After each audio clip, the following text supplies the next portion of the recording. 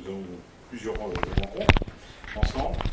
Et donc je voulais tout d'abord le remercier pour avoir permis d'organiser cette manifestation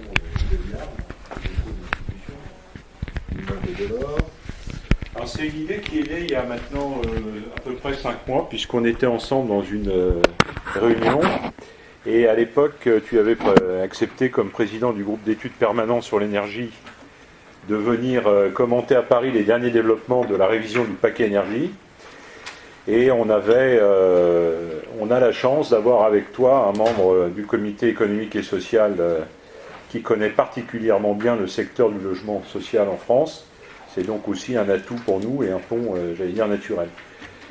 En termes de remerciements, je voudrais aussi remercier mon voisin, Pierre-Jean Coulon, qui est président de la section transport, énergie et infrastructure du comité économique et social européen. Il nous dira à ma suite en quoi consistent les travaux de sa section.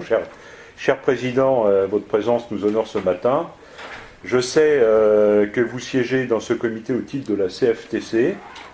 C'est aussi l'occasion de rappeler l'attachement un peu historique au paritarisme en France. C'est un attachement qui participe à la structuration du modèle du logement social en France, en particulier au niveau d'Action Logement, puisque c'est une des composantes.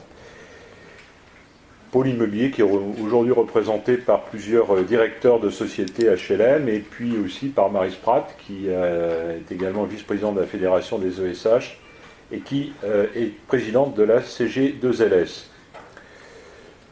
Plus largement, je vous remercie d'avoir accepté de faire ce déplacement. Je pense qu'on va avoir une journée riche. Vous verrez qu'elle va nous ouvrir sur un certain nombre de sujets, des sujets très concrets, comme on le souhaite à chaque fois que nous avons une réunion de l'Université Europe.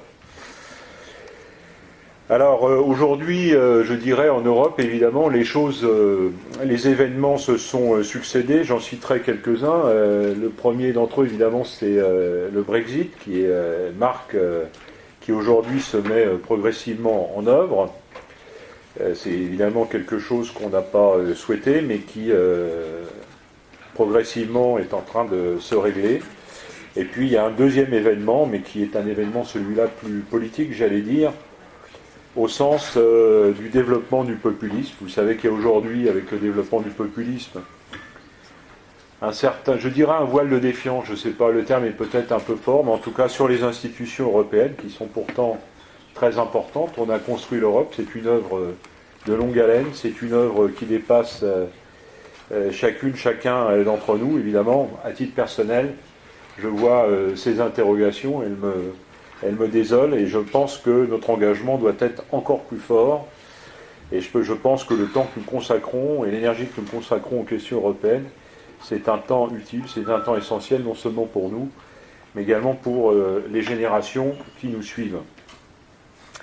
C'est un choix. On a souvent tendance à être happé par les questions nationales. Au-delà de l'actualité nationale, il y a en permanence l'actualité européenne, car les questions européennes structurent notre environnement économique, elles structurent notre environnement social. Vous savez que progressivement, une Europe sociale se construit. Elles dégagent des tendances au gré de rapprochements, elles nous permettent des comparaisons, elles nous permettent d'appréhender d'autres modèles en termes de solidarité qui sont développés dans chacun des États membres et qui nous permettent d'apprécier aussi, de mesurer l'efficience de notre système en France. Vous le savez, depuis plusieurs années, la Fédération des ESH tient à mettre en lumière le sujet européen dans une journée de travail annuelle, une université Europe, qui est l'occasion de dialoguer avec les experts des institutions, de rencontrer aussi, d'écouter nos homologues. Certains viennent aujourd'hui de Grande-Bretagne, je les remercie d'avoir accepté de participer à cette journée.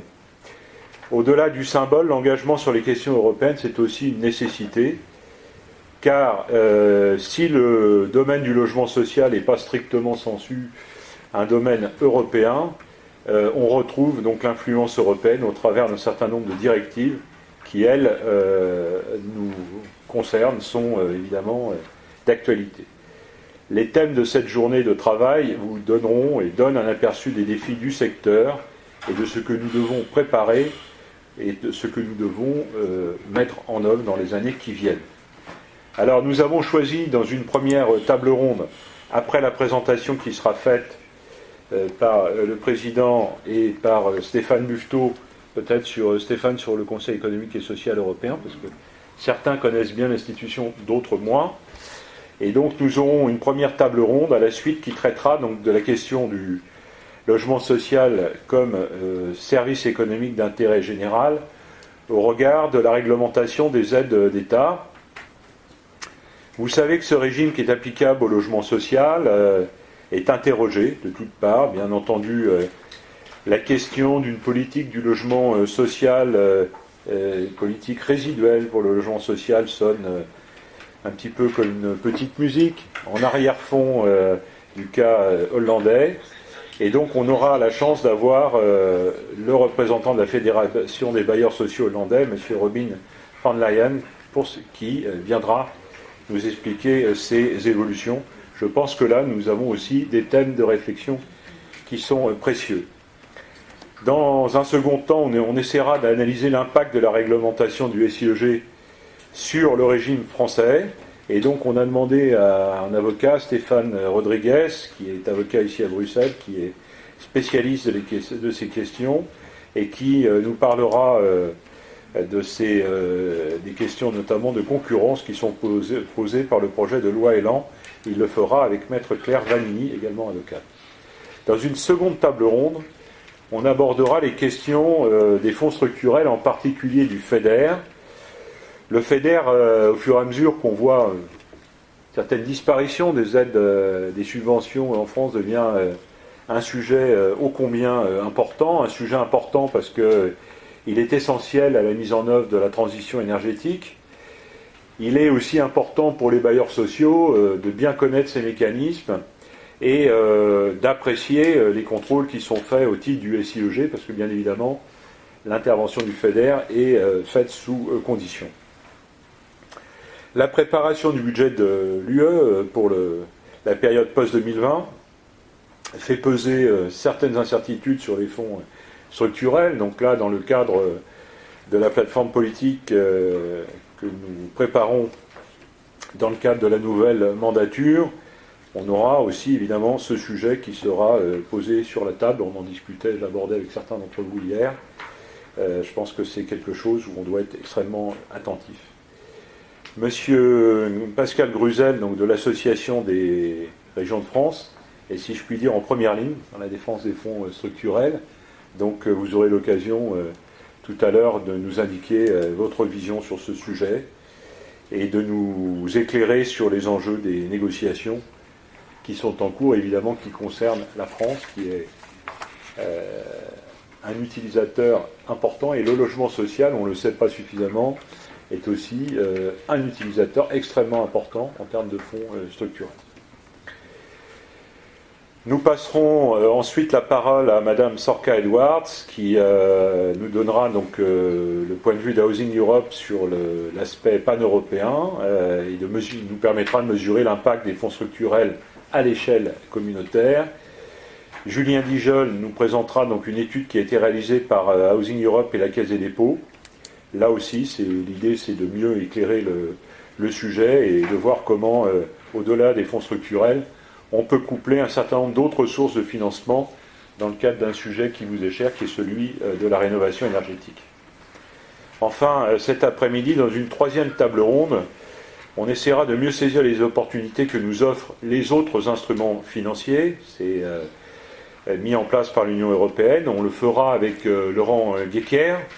Et nous aurons donc la chance de pouvoir bénéficier aussi des lumières de M. Louis Faure pour le plan Juncker et de M. Pierre-Emmanuel Noël pour la BEI. Donc on aura un représentant de la BEI. Là aussi, je pense que ça devrait nous ouvrir quelques horizons. Il y a des vrais sujets pour le logement social français demain. Pour parler concrètement de toutes ces problématiques, on a aussi mobilisé des personnes qui sont opérationnelles dans le logement social, donc deux collègues. Je pense à Yann Chevalier, que je remercie de sa présence, directeur général d'une grande ESH du logement social, et aussi à M. Stéphane Gannemin-Vallot, que je remercie d'avance pour leur contribution. Enfin, Nous terminerons la journée avec un invité de marque qui est le directeur général de la DG Énergie, M. Dominique Ristori, qui nous fait l'honneur donc de commenter les derniers développements qui touchent le paquet énergie. Je sais donc que M. Ristori a toujours été attentif aux questions du logement, donc ce sera aussi l'occasion pour nous tous de le saisir de tel ou tel sujet particulier. Et donc je suis évidemment nous sommes très honorés de sa participation et très satisfaits de le voir présent avec nous aujourd'hui. Pour terminer, je dirais que le Comité économique et social européen, c'est aussi une caisse de résonance pour les forces de l'Union européenne, je dirais pour toute la société civile. Et je vais plutôt laisser la parole à Pierre-Jean Coulon et à Stéphane Buffetot dans un second temps, qui vont nous expliquer en quelques mots le rôle du Comité économique et social européen et dans un premier temps le rôle, Monsieur le Président, de votre section. Merci, cher Président, merci et bienvenue. Welcome. It works in English? Yes. Perfect. That says Channel 2. Je suis ravi parce que parler aujourd'hui la langue qui est la langue maternelle, ce n'est pas si quotidien que cela. Je passerai tout le reste de ma journée à parler dans d'autres langues. Donc j'ai un plaisir tout particulier à être parmi vous, à être parmi nous. Dans 3 minutes, je devrais présider une autre réunion, donc ils m'attendront un petit peu, car à la demande de Stéphane Buffetot, qui est un pilier de cette maison, mais qui est aussi, et peut-être pour moi surtout, un ami, sur de nombreux plans, j'ai répondu présent, un peu scout dans ma jeunesse.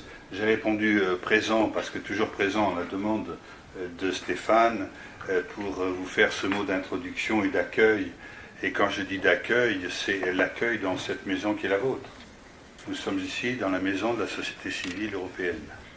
C'est-à-dire que toutes les forces vives de la société civile européenne, et vous en êtes des exemples vivants, sont ici chez eux. Je préside, et il a été elliptique tout à l'heure, Daniel, parce qu'il a dit que je présidais la section transport, énergie, infrastructure. Et il a oublié 2 choses. C'est tellement long. Vous aurez chacun une petite brochure sur cette section qui concerne aussi le numérique. Et tenez-vous bien, puisque vous êtes assis, et les services d'intérêt économique généraux.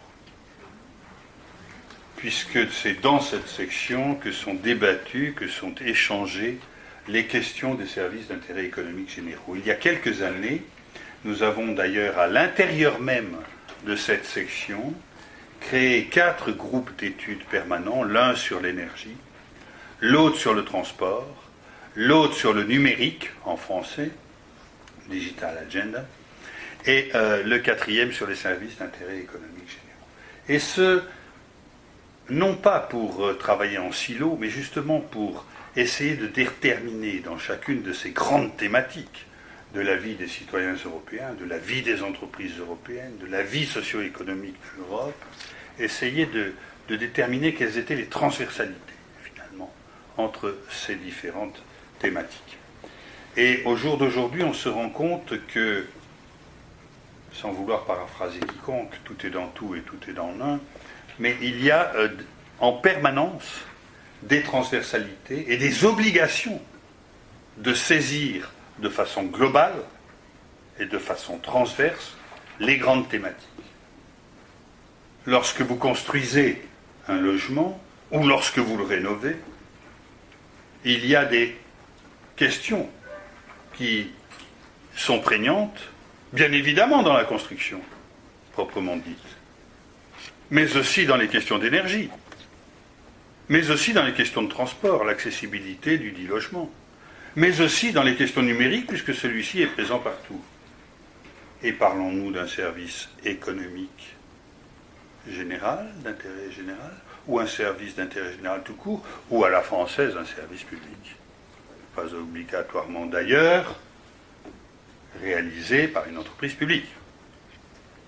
Tout ceci, je crois, façon imagée, un peu sibylline de ma part, proposée, sont des thématiques qu'on ne doit pas laisser uniquement, chers amis, aux institutionnels législateurs, que sont la Commission et qu'est le Parlement, mais aussi, je dis ça souvent à mes amis parlementaires, ils me reprennent, mais je le redis quand même, mais aussi à ceux qui sont dans la vraie vie, c'est-à-dire nous. Nous sommes dans la vraie vie. C'est-à-dire que, quotidiennement, vous êtes, nous sommes, je suis, confrontés avec les citoyens, avec les familles, avec les individus, avec les petites et moyennes entreprises, nous sommes confrontés à la vie quotidienne. Et cette vie quotidienne ne se résout pas, ne se réalise pas uniquement à travers l'application de législation, même si celles-ci sont importantes, même si celles-ci conditionnent le cadre. Seulement du cadre à l'application, sans parler de décret, du cadre à l'application, il y a souvent, comme on dit en anglais, un gap. Et parfois un fossé. Nous avons mission d'essayer de construire les possibilités de combler ce fossé. Compliqué. Construire les possibilités de combler ce fossé. Nous ne comblons pas le fossé au Comité économique et social européen. Nous essayons de trouver les modalités, les ponts, les passerelles, de bridge, pour aller de l'institutionnel pur et dur vers la vraie vie.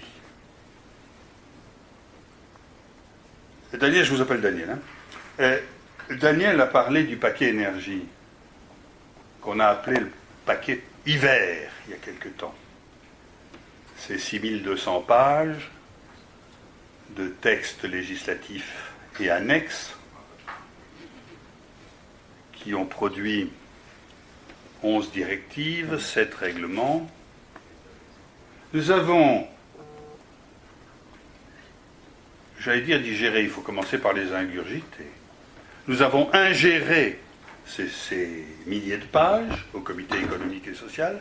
J'avais créé 11 groupes d'études de 12 personnes chacun, 11 groupes d'études de 12 personnes, de façon à lire, mais pas une lecture juridique, pas une lecture législative, une lecture de représentants de la société civile.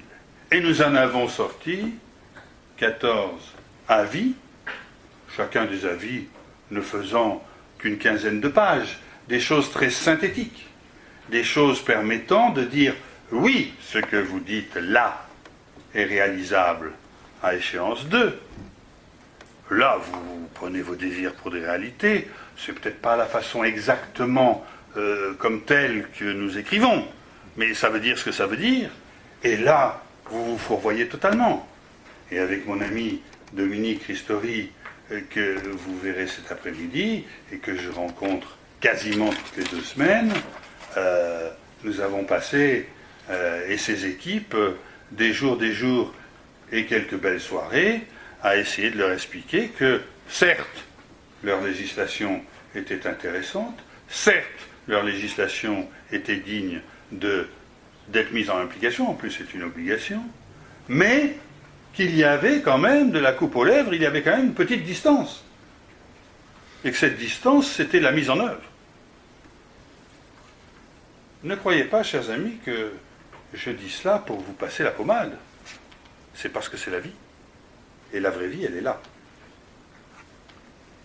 Tout à l'heure, Daniel a parlé du FEDER. N'oubliez pas que vous pouvez aussi faire appel au FSE.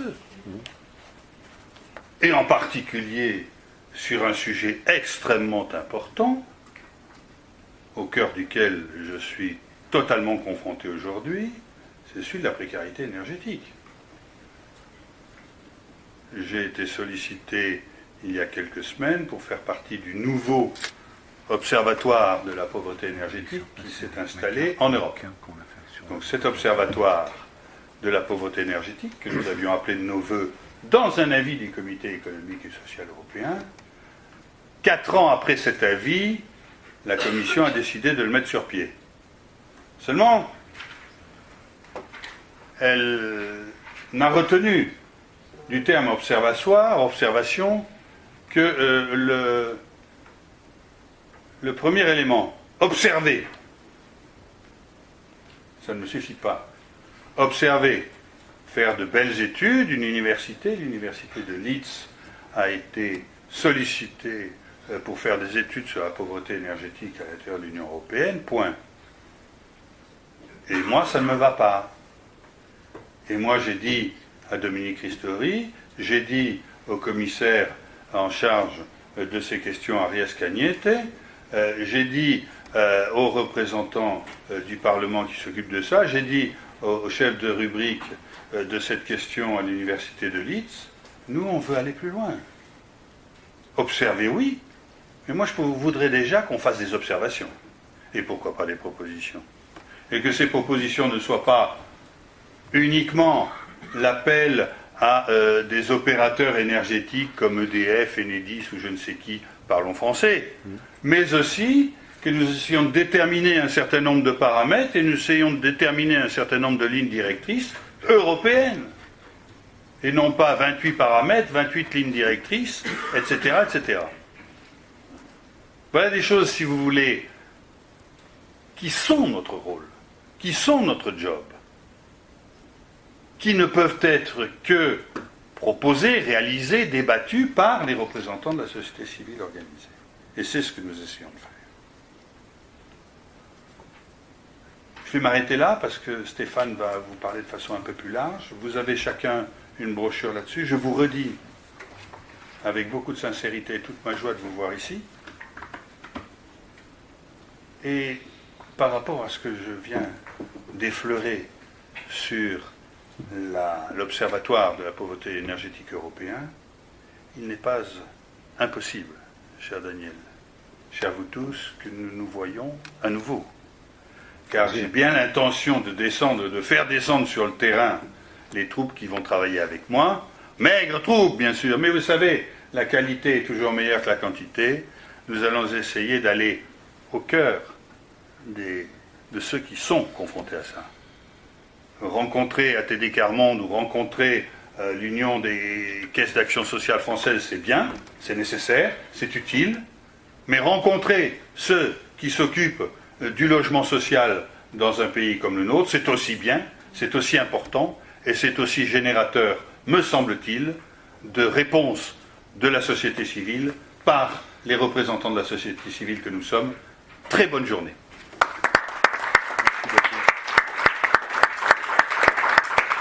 Je suis vraiment confus, je vais partir comme un malpropre, mais ne croyez pas que c'est du désintérêt. Et puis, ce garçon qui est à ma gauche là, il va se rapprocher. Il en sait encore plus que moi. Merci beaucoup. Je suis vraiment désolé. Je vous fais passer l'étude qu'on a faite sur la précarité énergétique. Je suis preneur. Si ce n'est qu'une étude universitaire, ça m'intéresse qu'à moitié.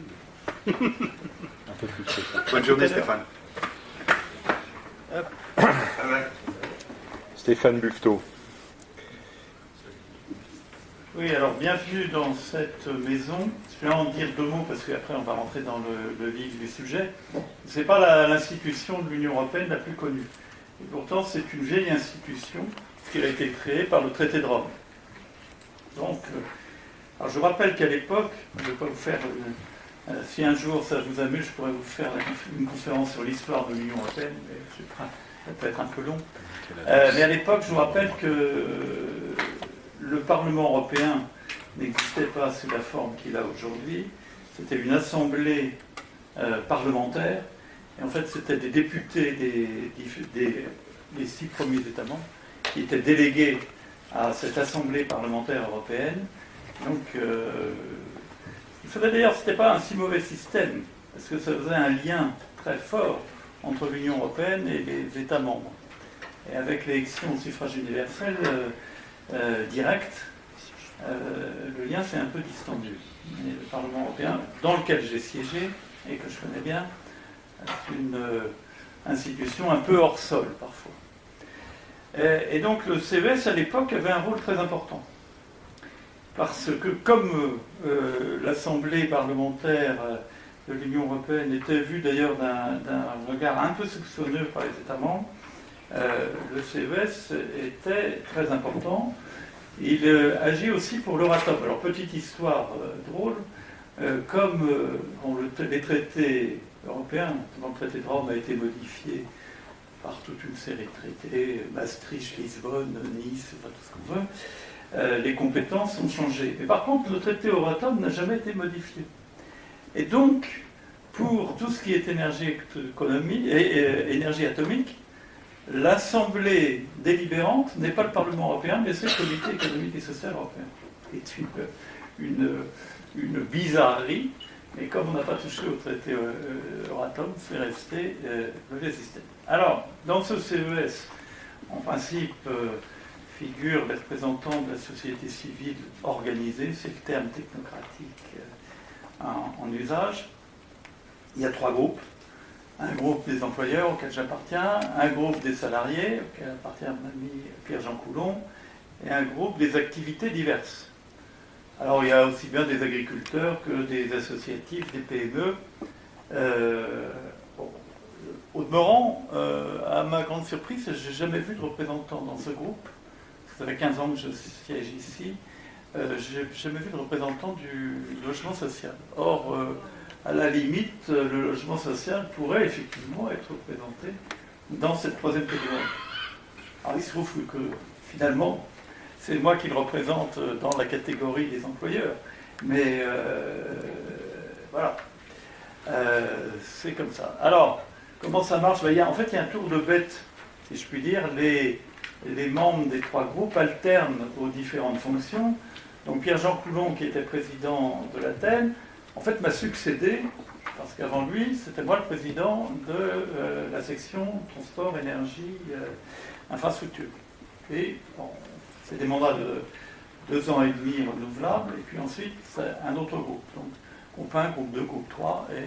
Et c'est pareil pour la présidence du CES européen, qui est alternativement exercée par un représentant, ou bien des employeurs, ou bien tous les salariés, ou bien de la 3e catégorie. Aujourd'hui, c'est la 3e catégorie. C'est-à-dire, en fait, c'est M. Luca Jayer, qui est un Italien, et qui est le représentant d'une association italienne, qui n'est pas un syndicat, qui est l'Association italienne des travailleurs catholiques. Et qui n'est donc pas un syndicat, parce que ça recouvre tous les travailleurs catholiques, que ce soit les professions libérales, les salariés, les agriculteurs, etc. Voilà. Alors, notre rôle, on a 3 fonctions. Une traditionnelle, c'est de faire des avis sur des propositions législatives de la Commission européenne. Comme l'Union européenne est principalement une institution économique et environnementale, je dirais, enfin économique, elle part de la communauté européenne économique, la CE. Donc on est resté, malgré une certaine évolution, on est quand même resté dans un système où le cœur de la législation européenne est la législation économique. Il y a très peu de compétences en matière régalienne, pratiquement aucune. Il y a un peu de coordination, c'est vrai que les traités ont ajouté l'environnement, mais de toute façon, la Commission européenne réussissait par des biais divers et variés à faire de la politique environnementale avant qu'on parle de l'environnement. Bon, de la même façon, bizarrement, il n'y avait rien sur l'énergie dans les traités européens, c'est simplement le traité de Lisbonne, c'est-à-dire le dernier en date, qui a fait un chapitre sur l'énergie. Il y a une explication, à mon avis, c'est qu'au moment du traité de Rome, il y avait déjà la CECA pour le charbon et il y avait l'Euratom pour l'énergie atomique. Donc les 2 grandes énergies de l'époque, si je puis dire, étaient couvertes. Et les choses changent, le charbon est devenu marginal, sauf en Pologne. Et en Allemagne, d'ailleurs, depuis leur décision d'abandonner le nucléaire. Et donc, je pense que c'est la raison pour laquelle il n'y avait pas d'énergie. Et donc, on est, puisque nous sommes un comité économique et social, on est pratiquement saisi de toutes les législations de la Commission européenne. Il y a un deuxième type d'avis, quelque chose qui est relativement nouveau, c'est le traité de Nice qui l'avait prévu.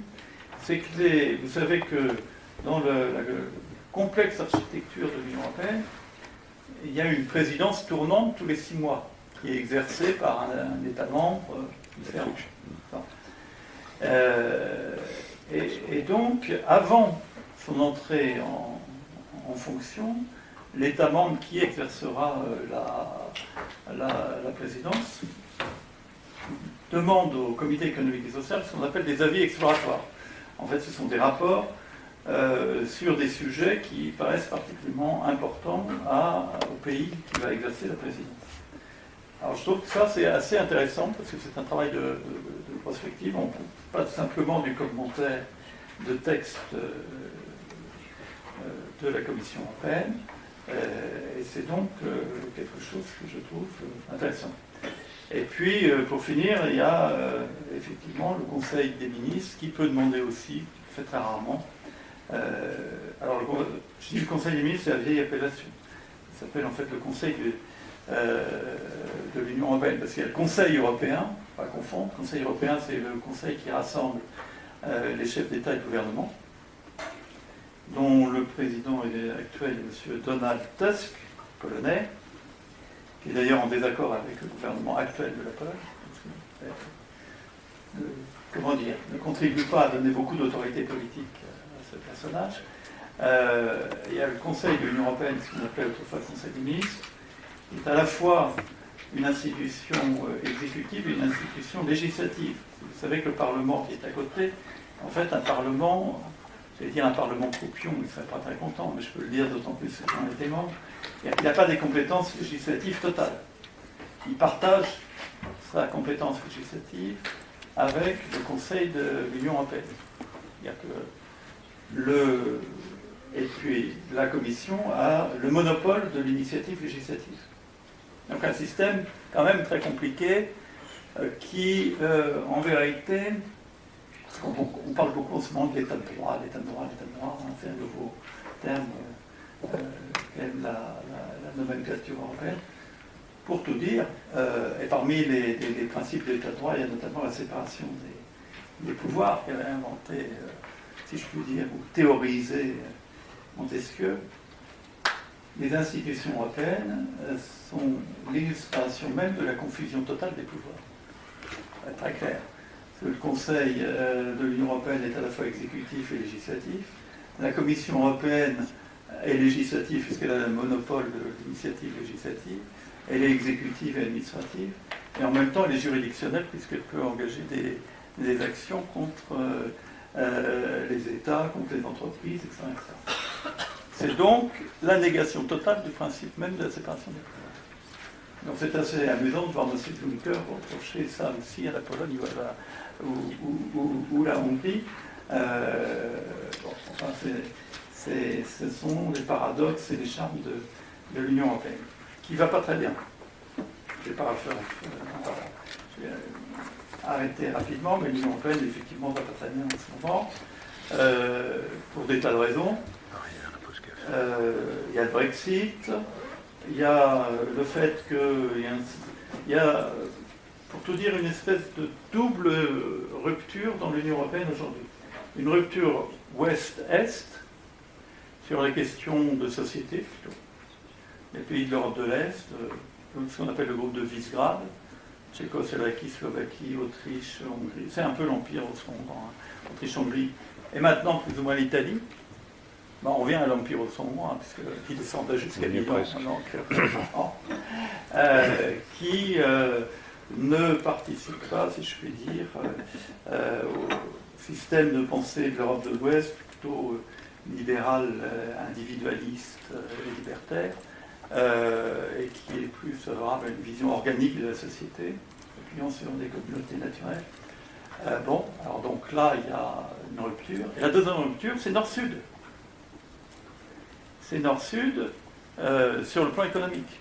On l'a bien vu avec la Grèce, le problème de l'Espagne, du Portugal, et les pays de l'Europe du Sud. Tendance à dire la politique de l'Union européenne, notamment la politique monétaire, est faite pour et par l'Allemagne. Les propos qui étaient tenus en Grèce ces dernières années étaient d'une violence rare à l'égard de l'Allemagne. Et à un niveau moindre, on retrouverait la même chose en Italie, en Espagne et au Portugal. Donc il faut essayer de combler ces fossés qui sont creusés, parce que ça fait que l'Union européenne va un peu à U et à dia et se retrouve bloquée dans et sur beaucoup de sujets. Comme il n'y a pas d'unité de vue entre les différents États membres, parce que l'Union européenne, elle dépend quand même des États membres, qui voudraient s'en affranchir, souvent quand même les États membres qui, en fin de compte, décident, et qui sont d'ailleurs souvent d'une hypocrisie rare, parce qu'ils rejettent toutes les responsabilités sur l'Union européenne, des États membres. Mais en fait, c'est eux qui décident. C'est-à-dire que très, très habituellement, le ministre qui siège au Conseil des ministres européens, il oublie, quand il est revenu à Paris le mercredi, au Conseil des ministres, qu'il a signé la veille le mardi à Bruxelles. Et c'est pas simplement français, c'est absolument classique dans tous les États membres de l'Union européenne. Donc la Commission, enfin l'Union européenne est un facile bouc émissaire, mais il y a vraiment là une crise profonde de l'Union européenne aujourd'hui. Alors on le sait bien, on le sent bien, ça se voit dans les urnes aussi. Une des difficultés tient au fait, à mon avis, que l'oligarchie européenne est un peu dans le déni. C'est-à-dire qu'il y a ces problèmes sont évidents. Et elle semble ne pas vouloir les voir, si je puis dire. Et refuse de penser qu'il y a peut-être une part de sa propre responsabilité. Et donc on trouve des boucs émissaires. Alors les boucs émissaires, c'est la Russie qui ferait de la désinformation, c'est les partis populistes, c'est tout ce que vous voulez. Enfin, ce que j'ai dit à Barnier l'autre jour, j'ai dit que M. Barnier se connaît bien, hein, le Brexit vient après toute une série de signaux d'alarme, de signaux d'alarme. Il y a eu le rejet de la Constitution européenne par la France et par les Pays-Bas. La France encore, Maastricht était passé justesse, mais les Pays-Bas étaient le pays le plus pro-européen au début de la construction européenne. C'est vraiment extrêmement pushing, comme on dit en français. Et maintenant, c'est un pays qui est devenu eurosceptique. Donc là, il faut quand même se poser des questions. Il y a quelque chose de pourri dans le royaume de Danemark. Qu'est-ce qui ne va pas pour que des pays qui étaient très pro-européens deviennent eurosceptiques? Cette question-là, eh bien, on a l'impression que la Commission européenne et les États membres qui siègent au Conseil de l'Union européenne, mais qui est devenu le Conseil européen, qui est devenu un pugilat. Plus personne ne s'entend sur rien, il faut être très clair. La question des migrants est un exemple extraordinaire du foutoir total. Parce que la Commission européenne a proposé une solution administrative qui en répartit les migrants. Alors, ce qui est à peu près absurde, parce que je vais vous donner des exemples que la Commission donne elle-même. Hein. Les Pays-Baltes avaient accepté de jouer le jeu. Et on prend notre quota, bon, c'est des petits pays, hein, 1,4 million d'habitants, 1,8 million d'habitants. Donc, je suis quand même très, très concret, c'était des petits contingents. Donc, ils ont accepté donc, ces migrants, qui sont majoritairement en provenance d'Afrique. 69% sont des jeunes hommes célibataires entre 18 et 30 ans. Le premier pays qui fournit, si je puis dire, ces migrants, c'est le Nigeria. Donc on est bien là, je dis ça parce qu'on est bien là dans une question qui ne touche pas des réfugiés politiques majoritairement, mais des migrants économiques. Et donc qu'est-ce qui s'est passé? Les Pays-Baltes ont accepté. Les gens ont été installés. 3 mois après, il n'y en avait plus un seul dans les Pays-Baltes. Évidemment, libre circulation à l'intérieur de l'Union européenne, ils étaient tous partis vers l'Allemagne ou avaient tenté d'aller vers la Grande-Bretagne parce qu'ils pensent qu'ils trouveront plus facilement du travail. Et donc la solution, entre guillemets, proposée par la Commission est une solution en trompe-l'œil. Ce n'est pas la vraie solution. La vraie solution, elle se trouve en Afrique, en réalité. Et puis après, les gens, ils viennent et ils vont là où ils pensent qu'ils trouveront du travail. C'est ça qu'ils cherchent. Voire une meilleure protection sociale. Et là, ils vont plutôt vers la France. Mais je prends cet exemple-là pour vous dire qu'effectivement, l'Union européenne va pas bien. Donc on verra au mois de mai prochain, je rappelle au mois de mai prochain, le 27 mai, c'est une semaine, il y a les élections européennes qui risquent d'être un peu, comment dire, qui peuvent apporter un vrai changement dans le fonctionnement de l'Union européenne. Déjà aujourd'hui, le troisième groupe du Parlement européen est un groupe eurosceptique. Le quatrième, pendant longtemps, les premiers groupes, c'était le Parti populaire européen, c'est le centre-droit, après le Parti socialiste européen, et après les libéraux. Déjà depuis 5 ans, le troisième groupe, c'est un groupe eurosceptique autour en fait, des Britanniques. Bon, les Britanniques s'en vont, donc ça va changer les choses. Mais comme on a vu les résultats des dernières élections un peu partout en Europe, il est possible qu'effectivement il y ait un groupe eurosceptique ou eurocritique en tout cas extrêmement important. Bon, le fait est qu'ils ne s'entendent pas très bien entre eux, donc ils ont du mal à se faire des groupes communs. Et le Parti socialiste européen, là aussi, des partis socialistes à travers l'Europe, le moins qu'on peut dire, c'est qu'ils sont assez en crise. Et donc, je sais pas, vous avez vu le dernier sondage, il n'y aurait même pas de députés socialistes européens au Parlement européen si on votait aujourd'hui. Alors, quand même une innovation dans le paysage politique. Voilà. Alors, je vais m'arrêter là parce qu'on va parler de choses plus sérieuses, plus concrètes. Simplement, ce qu'il faut retenir, c'est que je pense honnêtement que l'Union européenne traverse une période de turbulence comme elle n'en a jamais connue. Merci pour ce propos très direct, très franc, très véritablement d'actualité au cœur des sujets. On va enchaîner maintenant sur la première table ronde. Donc, Lou, je vais te laisser le soin d'appeler les personnes qui participent à cette première table ronde, dont le sujet est actualité du SIEG, logement social et aide d'État. Merci beaucoup. Merci à Stéphane.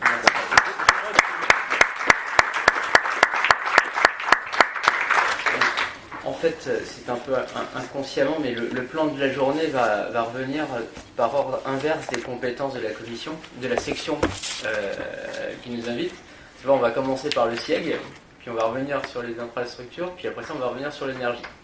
Alors, première table ronde consacrée au SIEG, à l'actualité du SIEG, de la notion du service d'intérêt économique général au niveau de l'Union européenne, et la question des aides d'État. Et pour cela, donc, je remercie les personnes qui ont accepté de participer, de contribuer à cette table ronde. Robin van Leyen, de la Fédération néerlandaise du logement social, Stéphane Rodriguez, qui est avocat, Claire Vanini, et Yann Chevalier, qui est pas mal intervenu sur les questions de surcompensation. Alors j'ai des slides pour Robin.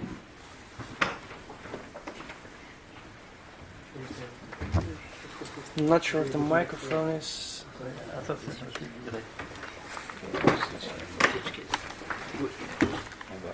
lui laisser la place. Okay.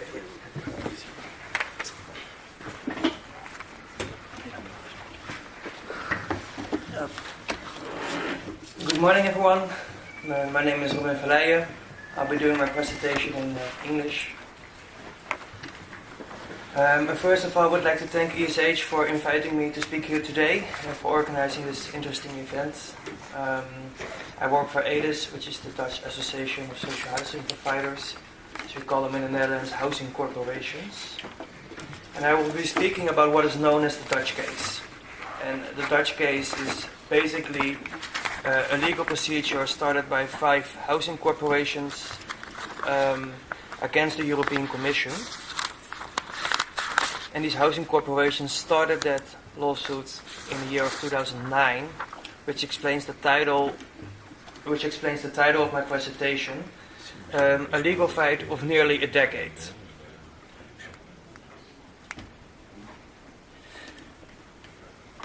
But first, something about state aid and social housing. Am I on the microphone for everyone, or is the microphone is on? Or yeah, okay. So first, something about state aid and social housing, and I named this sheet "State aid and social housing in a nutshell." And if I say in a nutshell, okay, it goes on and off every time. Okay. If I say state aid and social housing in a nutshell, I really mean in a nutshell, very briefly, very shortly. You can easily talk for a long time about this topic alone, but that's not why I am here today, so I'll be keeping it short regarding this subject. And if you look at state aid, there's a general prohibition on state aid in Article 107 of the Treaty of the European Union. State aid is considered to be incompatible with the internal market, and that's the case unless it's otherwise provided for in treaties. And one such exemption regards services of general economic interest, or SGIs, which is considered to be compatible under certain conditions. And what these conditions are, and how far the mandate of the European Commission reaches to fill in those conditions, is exactly the issue that is at stake in the Dutch case. So, a quick historical overview. How did the Dutch case came to life? And this goes back as far as to 2002, when the Dutch authorities notified the European Commission of existing state aid to housing corporations. Eventually, this was followed up in 2005 by what is called an Article 17 letter from the European Commission. And in that Article 17 letter, it was argued that social housing providers also rent out dwellings to tenants with a relatively high income. A second, and this is an interesting part, the Commission states that a clear link should be made with socially less advantaged groups. This is particularly interesting because already as early as in the stage of Article 17 letter, the Commission proposes appropriate measures towards the Netherlands. In 2007, the European Commission received several complaints from the private rental sector in the Netherlands about incompatible state aid, and all of this eventually led to the decision by the European Commission in 2009. Against that decision, 5 social housing providers started a court case. They received letters of support from 133 other social housing providers, Housing Europe, and of course also ADIS. So to take a quick look at that decision of the European Commission, what is actually in that decision? Well, a lot of things, but 2 issues are of particular interest of us here today. The Commission writes down a couple of measures that she considers to be appropriate. Amongst others, a limitation of social housing to a clearly defined target group of disadvantaged citizens or socially less advantaged groups. Furthermore, the Commission writes down which commitments were supposedly made by the Dutch authorities. And the most important one for us here today is a target group of socially disadvantaged citizens or households, which will be defined as individuals with an income not exceeding €33,000 a year. And this created the income limit in the Netherlands. And how this income limit looks like is visualized on this chart. And now I realize it's fully in Dutch. So I try my best to explain what you see here, but I think I can manage. What you see here is what we call in the Netherlands the 80-10-10 rule. This means that 80% of all available units of social housing providers should be rented out to people with a yearly income not more than around about 37,000. 10% may be rented out to households with an income between 37,000 and around about 41,000. And the remaining 10% may be educated freely, but with priority given to urgent household, people with urgent housing needs. So that's the income limit. And this income limit is a problem. It's a big problem in the Netherlands. Why is visualized on the next sheet, which is in English and contains a lot of information. This chart is taken from a study from the Dutch Environmental Assessment Agency, and what they do is that they calculate how much a household can bear to afford in housing expenses after paying all other necessary costs, like clothes, transport, food, which may differ from household type to household type. A family has more costs than a single person. If you look at the chart, you see exactly in the middle incomes. Middle incomes starting from 41,056 to 47,500. These households are not part of the target group for social housing. Social housing providers are not allowed to offer housing to them in the Netherlands.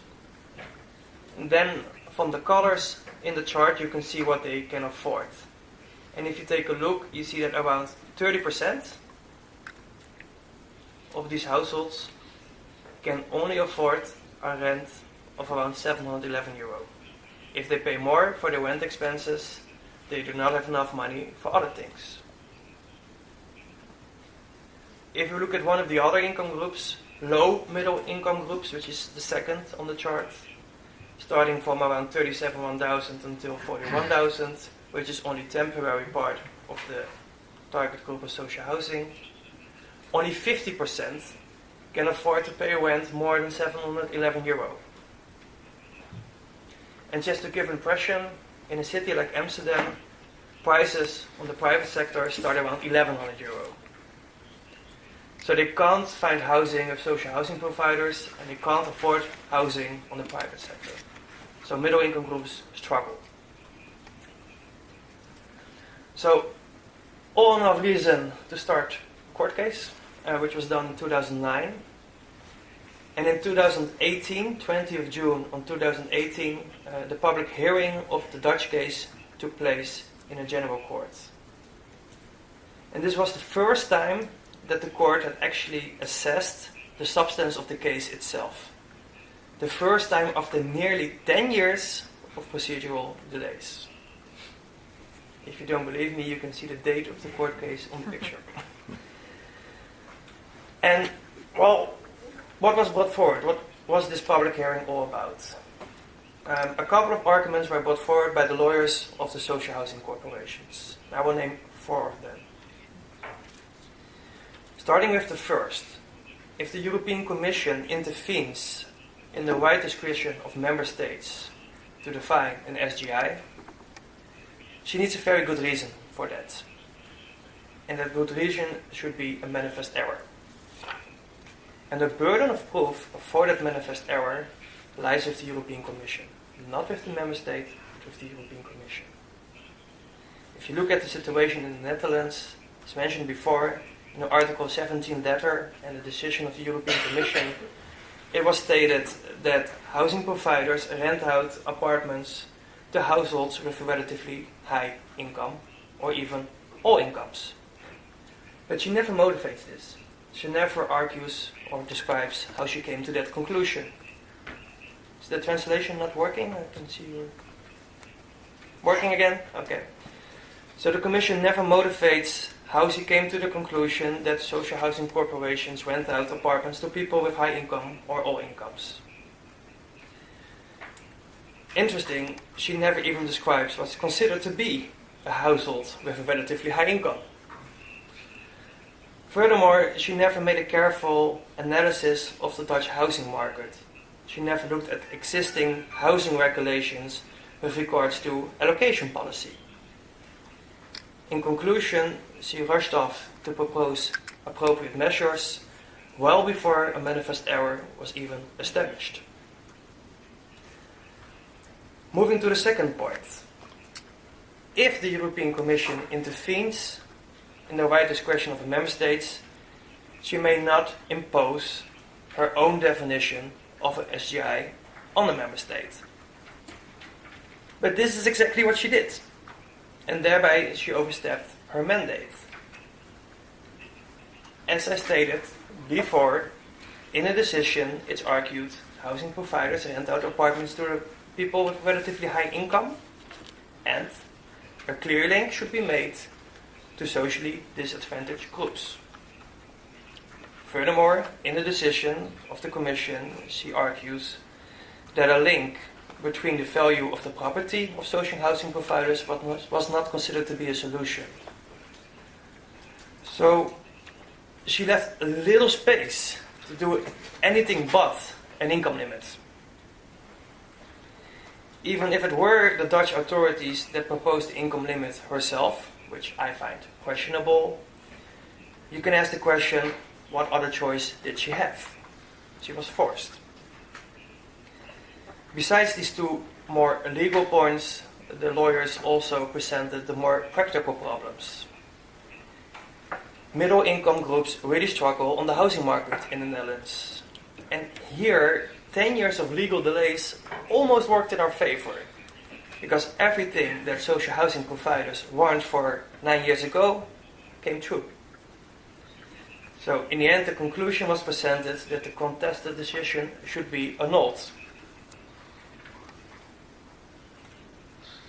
Moving to the European Commission, her line of defense basically concluded 3 points.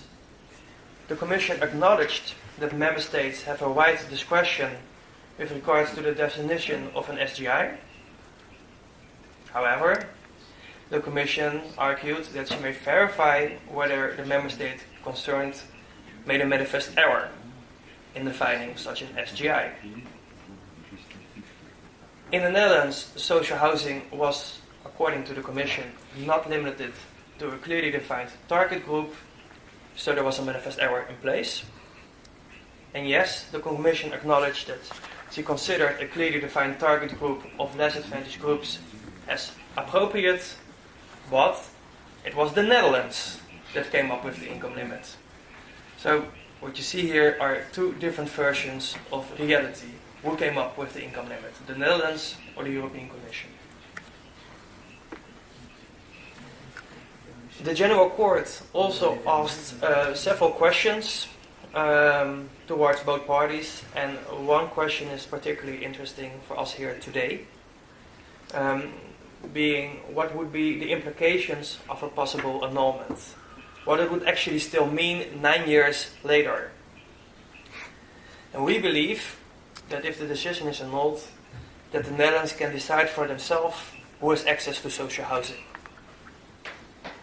And this creates opportunities for us to do something for middle income groups. Well, the General Court will pronounce its judgment on the 15th of November. So I can close my presentation by saying, to be continued. Thank you.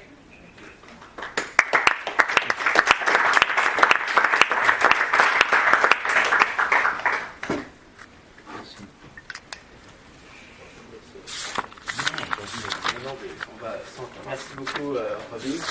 Sans transition, Stéphane Rodriguez, pour voir un peu comment se décline le contrôle du SIEG en France, et notamment avec la question du contrôle a posteriori qui commence à se poser au niveau des organismes.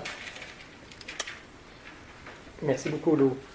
Merci aux organisateurs et à Daniel Giard pour nous avoir organisé cette journée Europe. Après le discours de notre hôte, on s'est dit qu'il faut être vraiment courageux pour faire une journée encore sur l'Europe à Bruxelles. Alors, quand on m'a demandé de travailler sur le cas français, juste après le cas hollandais, je me suis dit, j'ai dû louper quelque chose dans l'actualité, parce que est-ce qu'on a comme ça, comme le cas néerlandais, un cas français à la Cour, mais en fait, l'idée était de savoir si, à ce jour, il fallait plutôt craindre ou se réjouir des évolutions du droit de l'Union en matière de services d'intérêt économique général. comme souvent, et je parle sous contrôle d'un ancien député européen, comme souvent, tout est question de compromis. Et donc je commencerai à me dire qu'il n'y a pas vraiment de cas français pour le moment.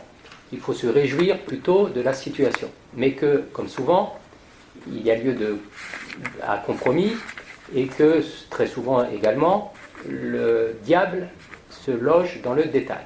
Donc je verrai dans un deuxième temps les évolutions sur lesquelles il faut être extrêmement vigilant et pour l'avenir, ou en tout cas le très proche avenir.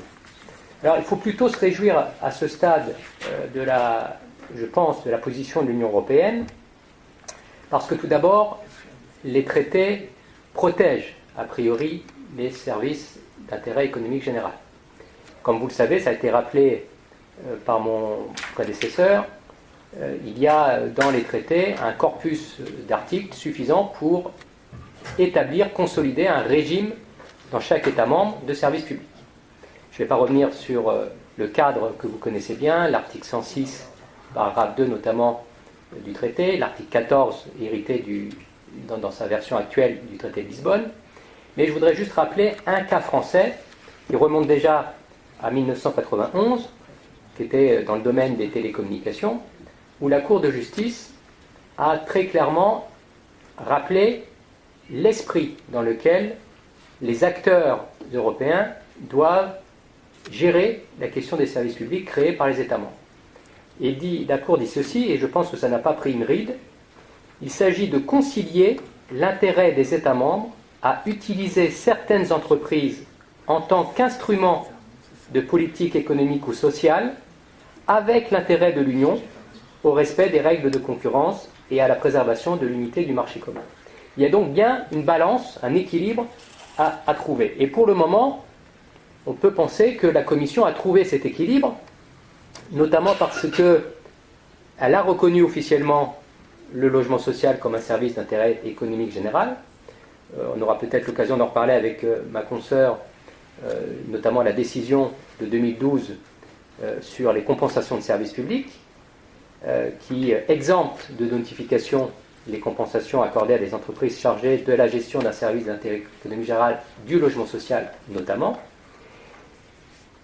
Mais également, on vient de le voir, donc je n'ai pas besoin d'épiloguer, on vient de le voir, le contrôle de la Commission limité à l'erreur manifeste, donc c'est normalement une source de sécurité juridique. On vient de voir qu'on sera fixé le 15 novembre, on va peut-être s'apercevoir que ce n'est pas le cas, que la position, qui est plutôt une position, on va le dire comme ça, peut-être que l'orateur précédent n'a pas voulu le dire, mais c'est quand même une position assez hypocrite de la part de la Commission. Il dit, mais c'est pas moi qui ai imposé le seuil, ça a été accepté par les autorités néerlandaises, il n'en reste pas moins que c'est elle qui a exercé son contrôle en tant que telle et qui, à mon avis, effectivement, a certainement dépassé les limites de ses compétences. Pour le moment, il n'y a donc pas de cas français, puisque la Commission a décidé, comme elle est autorisée par les textes, à prioriser ces cas contentieux, et comme vous le savez, les plaintes notamment déposées par l'UNPI sont, on va dire de manière diplomatique, sont plutôt gelées. Et en toute légalité, puisque d'ailleurs la Commission a formalisé un code des pratiques en matière de contrôle d'aide d'État qui a été publié au mois de juillet, et vous pouvez lire dans ce code que la Commission est autorisée à choisir ses priorités dans les cas contentieux. Et donc, à ce jour, elle n'a pas considéré comme prioritaire des contentieux introduits par l'UNPI. Autre source de satisfaction, mais je ne vais pas non plus trop m'étaler, l'autre source de satisfaction, c'est la politique européenne de cohésion économique et sociale portée par l'Union européenne et qui répond également aux vecteurs de cohésion que sont les logements sociaux. Mais là, il y aura toute une table ronde cet après-midi pour revenir sur l'action du FEDER, du FSE, de la BEI ou du plan Juncker. Et puis, dernière source de satisfaction, bien que relative, c'est ce nouveau socle européen des droits sociaux qu'on n'a pas encore évoqué ce matin. Je pensais que dans cette maison-là, ce socle aurait pu déjà résonner. ce socle européen des droits sociaux, qui a été publié il y a tout juste presque un an, il y a tout à faire encore, évidemment, puisqu'on ne sait pas très bien quelle est la portée juridique de ce socle, qui, à ce stade, n'est pas un acte contraignant de l'Union, mais il ne vous aura pas échappé qu'il y a plusieurs points d'ancrage dans ce nouveau socle européen des droits sociaux, avec notamment une reconnaissance de l'accès au logement social, une reconnaissance à l'aide sociale du logement social de qualité. Alors vous allez me dire, c'est quoi un logement de qualité? Mais ça, c'est un autre débat. Et puis, c'est dans ce socle qu'il est reconnu également comme droit social fondamental, un accès aux services essentiels. Alors, en disant cela, on n'a pas dit grand-chose parce que, hélas, service essentiel ne répond pas à la nomenclature existante, qui est déjà très fournie, SIG, SIEG, services non économiques d'intérêt général, les SNEG, etc. Service universel également, que vous avez pu croiser, obligation de service public, bref, le vocable est déjà très riche. Donc on peut se demander pourquoi, dans le socle européen des droits sociaux, on a choisi le thème service essentiel, qui est un nouveau vocable. Et je vous renvoie à une prochaine conférence du Comité économique et social européen, qui, je crois, est gérée par la section TEN. Le groupe de travail service d'intérêt général va organiser, je crois, le 3 ou 4 octobre, une demi-journée d'études sur la notion d'accès aux services essentiels. Alors j'en viens, pour terminer, au point de préoccupation, parce qu'a priori, il n'y aurait pas à ce jour vraiment de cas français. Je pense qu'il n'y aura pas de cas français sous cette commission qui se termine, et sous ce Parlement européen qui se termine. J'y reviendrai en conclusion. Mais les points de préoccupation, j'en vois peut-être deux. Il faut tout d'abord être attentif aux évolutions de la discipline de marché intérieur. Et il faut être également vigilant à l'évolution du semestre européen.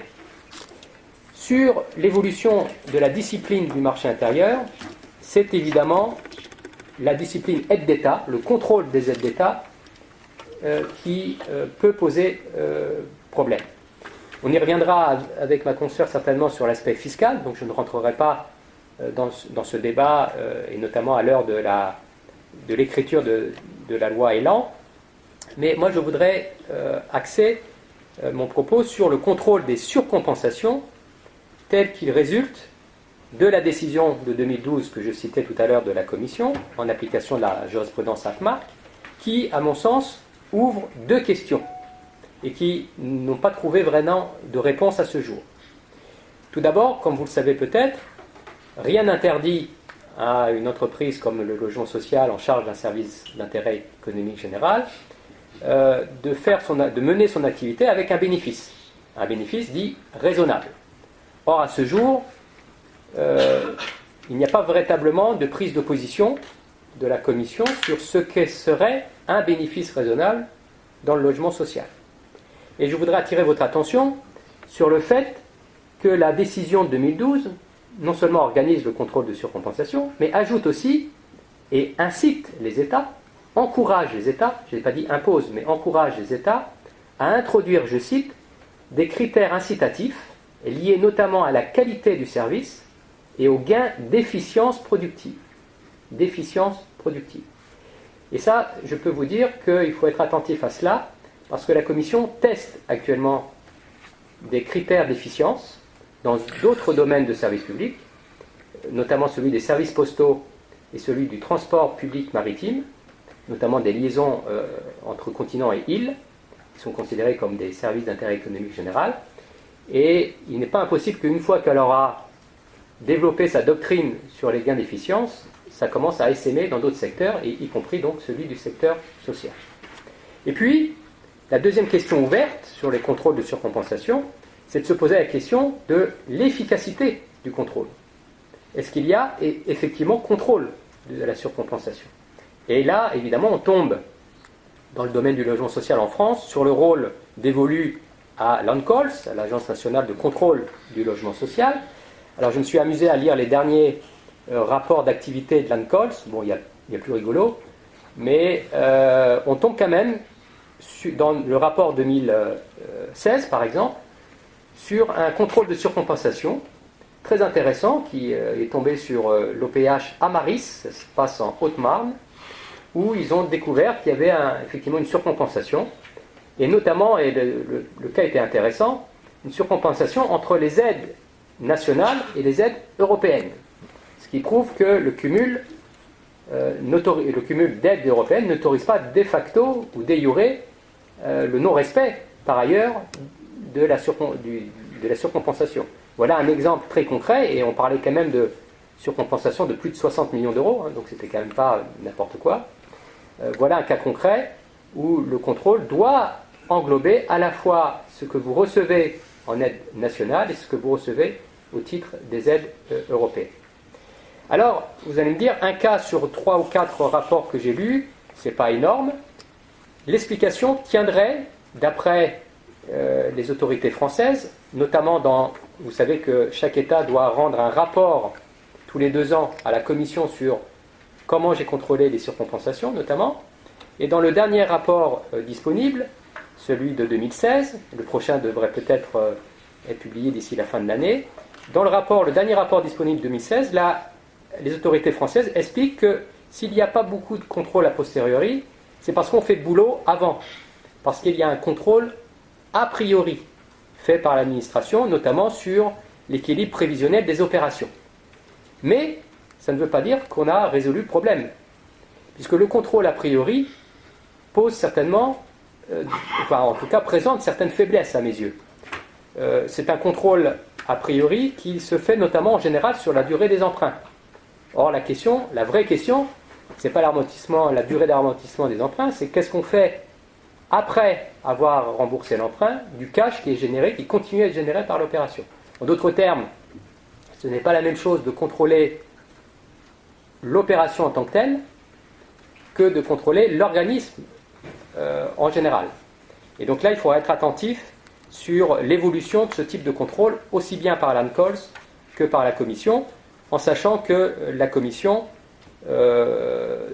pourrait réviser la décision de 2012, puisqu'il est prévu la possibilité d'une révision. Ce n'est pas imposé par la Commission, mais c'est recommandé. Mais là encore, je ne pense pas que M. Juncker veuille terminer son mandat avec une révision de cette décision. Et j'en terminerai enfin par le deuxième point de vigilance, là aussi peut-être après la Commission Juncker et après le Parlement sortant, c'est ce que la Commission fera et peut déjà faire avec le semestre européen. Et là, il est intéressant de lire les rapports de la Commission sur le semestre européen pour la France. Le dernier rapport de mars 2018 souffle vraiment le chaud et le froid. Mais vous verrez qu'elle rejoint dans une certaine mesure, elle est logique avec elle-même, avec le cas néerlandais, en précisant aux autorités françaises qu'elle regrette que la hausse du taux d'effort soit modérée, malgré les aides au logement social, et elle estime que les critères d'accession au logement social conduisent à des résultats sous-optimaux. Et elle dit notamment que ça ne permet pas de répondre aux objectifs du SIEG logement social, notamment axés sur les plus démunis. On retrouve cette cohérence d'esprit avec le cas néerlandais de la part de la Commission. Alors vous allez dire, mais est-ce qu'elle a été jusqu'à faire des recommandations, comme elle est autorisée à le faire au Conseil ? Eh bien, quand les recommandations par pays viennent d'être publiées la semaine dernière, et donc je me suis précipité sur les recommandations France-Pays-Bas notamment, eh bien il n'y a rien dans les recommandations sur la France pour l'accès au logement. Il y a juste un rappel des pénuries de logements sociaux dans certaines zones, mais il n'y a pas de recommandation formulée. Alors qu'au contraire, la recommandation pour les Pays-Bas, le Conseil précise et demande aux Pays-Bas de, je cite, réduire les distorsions qui subsistent sur le marché du logement, notamment en soutenant le développement du secteur locatif privé. Il y a une recommandation du Pays-Bas, aux Pays-Bas dans le logement social. Vous en trouverez une également dans la recommandation pour la Suède et pas pour la France. Donc il n'y a pas, pour terminer, véritablement encore de cas français, mais puisque l'année 2019 va être une année décisive de changement, non seulement d'organes, d'institutions, mais également peut-être de paradigme, il faudra être très vigilant du côté du logement social pour que ce cas français ne devienne pas réalité. Merci de votre attention. Merci beaucoup Stéphane Rodriguez pour ces éléments et ces points de vigilance sur lesquels vous attirez notre attention. Maintenant, dans le contexte très particulier de la loi Elan, Claire Vanini va essayer d'esquisser une réflexion sur les points de vigilance qui pourraient se renouveler à l'occasion des nouvelles structures, des réorganisations, etc. Et nous faire part de ces réflexions sur les mécanismes qui sont en train de se mettre en place. Merci beaucoup. Donc, effectivement, je crois que vous connaissez bien déjà en tant que spécialiste ces fameuses règles que la Commission européenne et le traité imposent en matière de financement du logement social.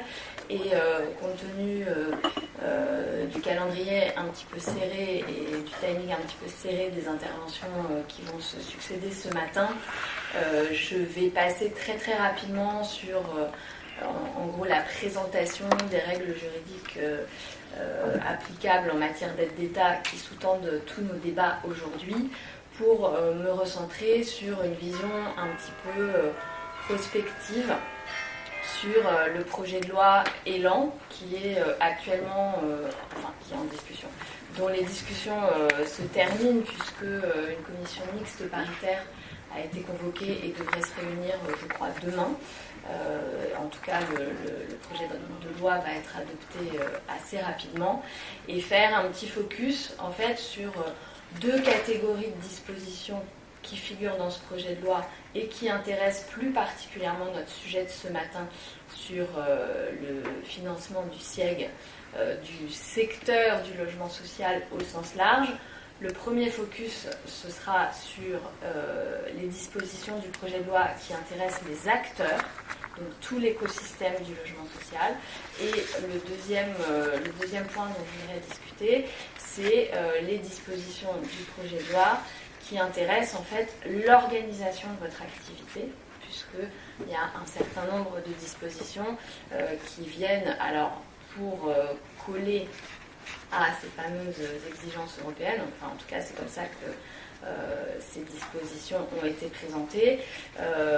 Contraindre un petit peu votre organisation, à la fois en termes d'organisation, puisque on impose la création. Enfin, il y a un débat sur, et on ne sait pas finalement comment va sortir le texte de la CMP, s'il y a une obligation de filialisation ou pas d'un certain nombre d'activités concurrentielles qui pourraient être exercées par les organismes de logement social.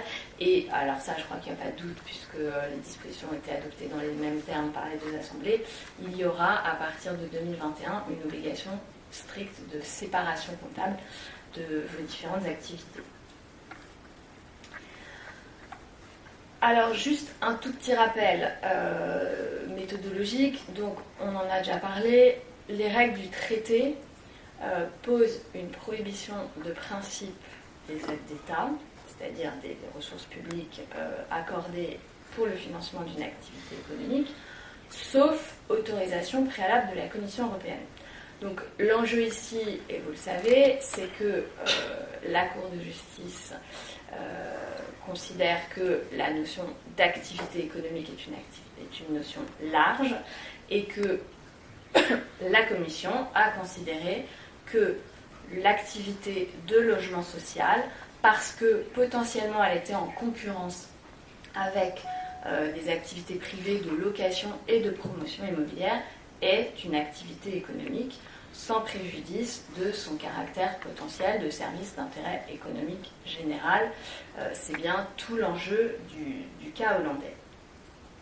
Alors, une fois qu'on a dit ça, il faut aller à ce que permet le traité. Donc le traité permet, au titre des missions et services d'intérêt économique général, de prévoir des dérogations aux règles de concurrence. Et donc c'est sur ce fondement qu'a été adoptée la fameuse décision d'exemption. Alors quelle est la finalité de cette décision d'exemption ? c'est une décision d'exemption à l'obligation de notification. J'insiste particulièrement là-dessus et on pourra peut-être y revenir dans le contexte de l'arrêt hollandais. En fait, la décision de 2012, elle pose une exemption générale et absolue à la notification préalable à la Commission européenne des aides d'État au secteur du logement social, à partir du moment où l'activité exercée remplit les critères qui sont posés et la définition qui est donnée dans cette décision, c'est-à-dire la fourniture de logement social aux personnes défavorisées ou aux groupes sociaux les moins avantagés qui, pour des raisons de solvabilité, ne sont pas en mesure de trouver un logement aux conditions du marché. Donc, on voit bien que dans cette décision d'exemption, qui fait partie du droit positif quoi qu'il arrive, c'est bien la philosophie qui a été retenue par la Commission dans l'affaire hollandaise qui a prévalu et qui, d'une certaine façon, continuera à prévaloir, même si le tribunal venait à annuler la décision de la Commission. En revanche, les perspectives, à mon sens, que pourrait ouvrir une annulation par le tribunal de la décision de la Commission, c'est de permettre aux États membres d'avoir un volet de service d'intérêt économique général qui pourrait être compatible sur notification ou sous respect de certaines conditions, qui permettent une extension justement de ce périmètre du logement social à des activités comme le logement intermédiaire ou la vente de logements ou des activités complémentaires qui resteraient du coup des activités de service d'intérêt économique général. Je sais pas on aura peut-être l'occasion d'en rediscuter, mais ça me paraît être l'un des enjeux de cet arrêt que nous attendons tous. Alors, qu'est-ce qu'il faut respecter comme condition de fond pour bénéficier de la décision d'exemption de la Commission ? Premièrement, il faut que le périmètre du service d'intérêt économique général soit bien défini et limité dans le temps. Donc voilà, il faut un mandat définissant la nature et la durée des OSP. Il faut que dans ce mandat, l'autorité organisatrice fixe les principes de calcul de la compensation. Et la décision prévoit l'obligation de tenue de comptes séparés dès lors que l'entité exerce à la fois une activité de service d'intérêt économique général et d'autres activités. On y reviendra, c'est ce que vise à transposer le projet de loi Elan, alors que cette obligation, elle préexiste. Il faut des modalités de contrôle de la surcompensation, une obligation de transparence et ce fameux rapport que les États membres doivent faire tous les 2 ans à la Commission. La France s'exécute correctement de cette obligation. Alors, les enjeux actuels, mon confrère vous les a rappelés, vous le savez tous et encore sûrement mieux que moi. Vous savez qu'il y a plusieurs plaintes qui ont été déposées par l'UNPI contre le régime français de financement du logement social, la première datant de 2012, et que pour l'instant, il y a une assez faible appétence de la Commission à ouvrir des procédures, surtout bien évidemment dans l'attente de la décision du tribunal sur l'affaire hollandaise. Donc à partir de la fin de l'année, on y verra un petit peu plus clair. Qu'est-ce qu'a fait la France quand même, puisqu'il y a eu des échanges informels avec la Commission? Elle a progressivement affiné et précisé dans le Code de la construction et de l'habitation la définition de ce qu'on appelle aujourd'hui le SIEG HLM, mais avec cet effet collatéral que, comme la France a décidé de ne rien notifier et de tout situer dans la décision d'exemption à l'obligation de notification, du coup le périmètre du service d'intérêt économique général est vraiment recentré sur les populations à faible revenu et sur l'approche, on va dire, restrictive que promeut la Commission. Il y a également dans le rapport, la France s'exécute également de ses obligations de transparence en fournissant un rapport à la Commission. Et puis, en termes d'organisation et de contrôle, vous avez une obligation de tenue de comptabilité analytique qui est applicable normalement depuis le 1er janvier 2018. Et la France, à la demande de la Commission, a créé donc l'ANCOL, qui est chargé de superviser les contrôles sur la surcompensation, et en a progressivement étendu le périmètre de supervision. Alors, venons-en maintenant, à l'aune de ces contraintes et de ces principes, à un balayage un petit peu des dispositions qui se trouvent dans le projet de loi Elan. Donc, le projet de loi Elan, moi j'ai trouvé qu'il était intéressant sous deux aspects. Donc, premièrement, tout ce qui concerne les acteurs de l'écosystème du logement social, et puis ce qui concerne l'activité. Donc, sur les acteurs, j'ai isolé trois catégories d'acteurs. Le premier acteur, c'est la foncière publique solidaire. Donc, la foncière publique solidaire, elle a été créée par une loi de février 2017 sur le Grand Paris. C'est une filiale commune, en fait, entre l'État via la Sovafim et la Caisse des dépôts. Et l'État français a fait le choix de placer son activité dans le périmètre du siècle logement social, en ayant des échanges avec la Commission et en justifiant le fait qu'elle puisse acquérir des terrains auprès de l'État à des conditions préférentielles, par le fait que ces terrains allaient ensuite servir à des opérations de promotion immobilière qui permettraient la réalisation d'une majorité de logements sociaux. Alors, il y a un débat actuellement entre ce qui a été adopté par l'Assemblée et ce qui a été adopté par le Sénat, puisque dans le cadre des débats devant l'Assemblée, il y a un amendement qui a été adopté qui vise à, on va dire, alléger les contraintes qui pèsent sur la foncière publique solidaire pour considérer qu'elle peut bénéficier de conditions préférentielles d'acquisition des terrains à partir du moment où seulement une partie, et non plus la majorité, de logements dans le cadre des opérations de promotion sera des logements sociaux. Le Sénat a supprimé cet amendement en revenant à cette notion de majorité de logements sociaux au motif que si on allège les contraintes et qu'on n'oblige plus à construire une majorité de logements sociaux en contrepartie de ce qui est une aide d'État. Acquérir des terrains à des conditions préférentielles, c'est une aide d'État. Il y a des risques assez importants de remise en cause en fait, du mandat de cette foncière publique par la Commission européenne au titre justement des aides d'État. Alors, on verra ce qui sort du texte de la commission mixte paritaire. Et puis, deuxième point intéressant, c'est que pour faire suite à une demande de la Commission européenne, la foncière publique solidaire va être placée également sous le contrôle de l'ANCOL au titre du contrôle de la surcompensation. Alors ensuite, autre disposition qui présente des points de recoupement et des points de vigilance avec le droit des aides d'État. Ce qui n'est pas intuitif au premier abord, c'est tout ce qui concerne les regroupements de bailleurs sociaux. Les regroupements de bailleurs sociaux, je ne vais pas rentrer dans les détails, vont être imposés pour constituer en gros des groupes qui auraient une taille critique, qui permettraient des économies d'échelle et qui permettraient de gérer au moins 15 000 logements sociaux.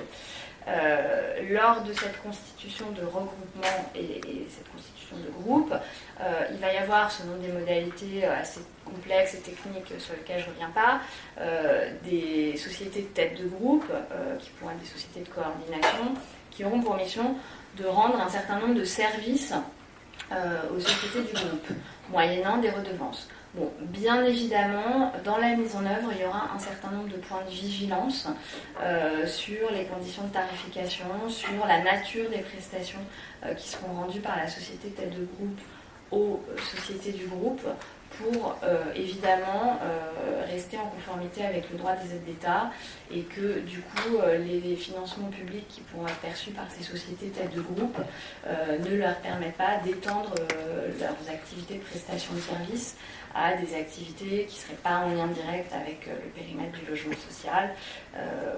Voilà, donc ça c'est un point de vigilance assez important. Dans le cadre de la loi Elan, il y a également des mesures qui sont destinées à favoriser les fusions entre organismes HLM pour également encourager une meilleure allocation des ressources.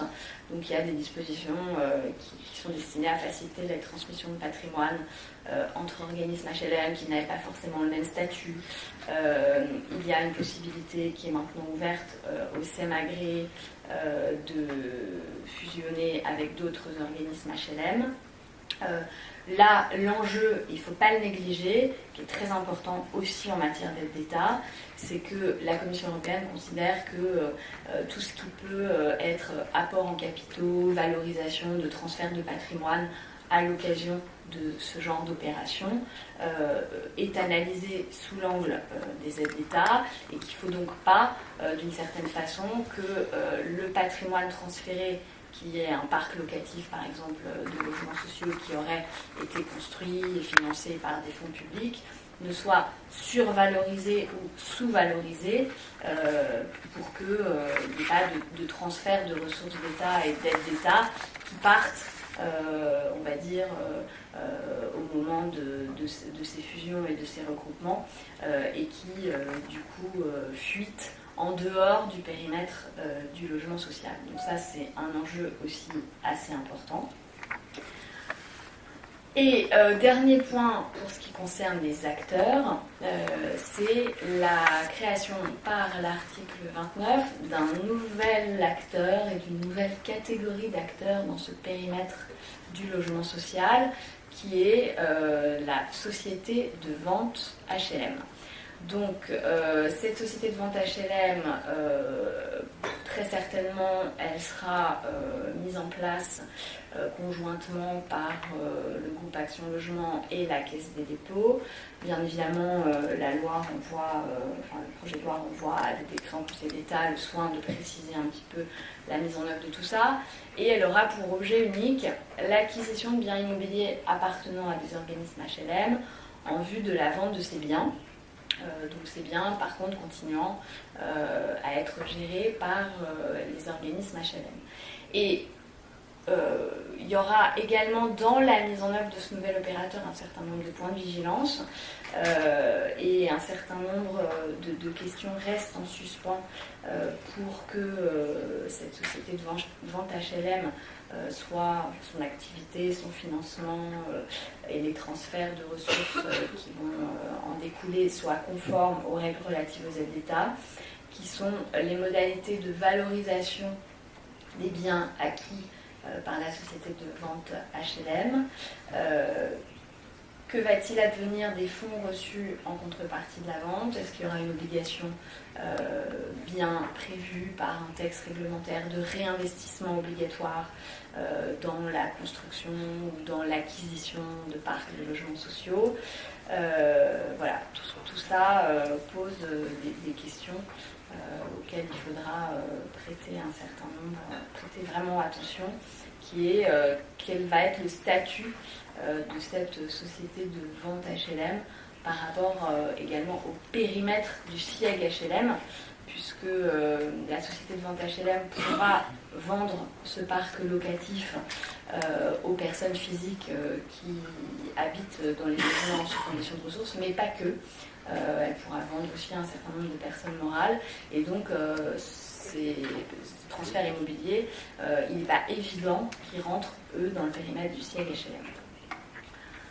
Très très rapidement, parce que je vois que nous manquons de temps, donc sur maintenant ce qui intéresse l'organisation de votre activité dans le projet de loi Élan, deux choses, très très rapidement. La première, c'est que le projet de loi reconnaît maintenant la possibilité expresse pour les organismes HLM d'exercer des activités, on va dire, concurrentielles, même si elles peuvent présenter par ailleurs un certain intérêt général, et de se diversifier sur 4 types d'activités: l'acquisition, la vente, la location d'équipements locaux d'intérêt général, des activités de syndic qui sont plus plafonnées, des études d'ingénierie urbaine pour le compte des collectivités locales et des services d'animation sociale. Alors, le projet de loi voté par l'Assemblée imposait aux organismes HLM la filialisation pour l'exercice de ces activités. C'est évidemment lourd et contraignant, Ça a été supprimé par le Sénat. Alors, un tout petit point rapide sur les exigences en fait du droit des aides d'État et du droit de la concurrence en général en matière de filialisation. La filialisation, si aucun texte de droit européen ou de droit français ne l'impose, elle n'est pas obligatoire. Ça, c'est très important. Et la décision SIEG n'impose pas la filialisation. Par contre, les autorités de concurrence et l'autorité de la concurrence française en premier lieu conseillent dans certains cas une séparation juridique qui permet de prévenir un certain nombre de risques de distorsion de concurrence. Et elle conseille la filialisation particulièrement dans deux hypothèses. La première, c'est l'hypothèse dans laquelle l'organisme en charge de la mission de SIEG, de par sa mission de SIEG, a accès à des informations privilégiées qui pourraient lui permettre d'avoir un avantage concurrentiel sur les marchés ouverts à la concurrence sur lesquels elle intervient. Et le deuxième, c'est quand elle utilise une marque ou elle a une image de marque qui entretient volontairement ou involontairement la confusion entre sa mission de service public et ses activités concurrentielles. Voilà. Alors, moi, je n'ai pas d'avis tranché sur la question du point de savoir si la filialisation permettrait, enfin, qu'il y a des risques avérés pour les organismes HLM de rentrer dans ces deux types de risques et que la filialisation y ferait échec. En tout cas, ce qui est évident, c'est que la filialisation n'est pas une contrainte imposée par les règles de droit européen. Ce qui est imposé en revanche par les règles de droit européen et ce qui permet du coup de répondre finalement au même impératif que la filialisation, c'est la séparation comptable. Là, je ne reviens pas dessus. La séparation comptable, elle est imposée par la décision sur le financement des SIEG, l'article 5.9. Alors, elle va être opérationnelle et obligatoire pour les organismes HLM à partir de 2021 si le projet de loi est adopté en l'état. Et pour revenir sur ce que vous disiez tout à l'heure, du coup, il me semble que cette séparation comptable, mais le débat est ouvert, va plutôt renforcer l'appréhension du contrôle de la surcompensation dans une logique par activité et non plus par programme. Donc ça, c'est un point qui pourrait du coup s'avérer assez problématique pour vos organismes. Merci beaucoup. Merci beaucoup pour ces points d'attention concernant la loi Elan. Alors, ça faisait partie du challenge un peu de la journée que d'avoir un acteur opérationnel dans le tour de table. Pour avoir des réactions à chaud, puis après ça lancera sans doute un certain nombre de questions-réponses avec la salle. Merci, bonjour à tous. Oui, simplement, comme le précisaient nos intervenants précédents et Maître Rodriguez, normalement, les dispositions du traité se veulent protectrices du bon accomplissement de nos missions d'intérêt général.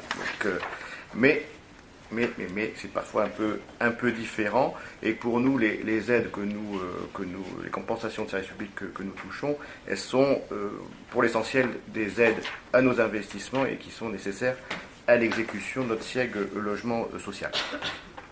En ce qui nous concerne, et plutôt sur des propositions de région, je n'ai pas le détail de ce qui se passe en Île-de-France, nous répondons plutôt à des appels à projets et qui concernent plutôt des projets d'amélioration, réhabilitation et qui sont fixés, comme le disait l'intervenant du CSE en début, plutôt sur un paquet d'énergie et de renforcement de cohésion sociale, réduction de gaz à effet de serre et d'économie d'énergie, le faire participer nos plus démunis de locataires. Ce qui nous impose dans nos écrits de demande d'agrément, de subvention, de bien décrire comment nos projets permettent de remplir les objectifs généraux qui permettent de toucher ces aides quant à la maîtrise des charges, la sécurité des biens et des personnes, la diminution des risques sanitaires dans l'occupation du logement. Et pour pas mal de régions, l'essentiel des projets se trouve en plus dans des démarches d'investissement territoriaux intégrés, les fameux ITI. Et nous devons aussi, de ce fait, faire attention à ce que nos projets, dans leur définition et ensuite dans leur mise en œuvre, répondent bien aux objectifs de ces fameux ITI comme opérateurs intermédiaires. Les dossiers, je vais pas revenir, j'ai quelques éléments d'amélioration possible que l'on peut voir, parce que globalement, ces aides sont un appui plus qu'intéressant. Globalement, ça fonctionne correctement, les enveloppes sont consommées, et même des demandes complémentaires pourraient être honorées facilement. Et comme vous disiez, Maître, je n'ai pas de connaissance de contrôle difficile qui se soit actuellement passé. Le point le plus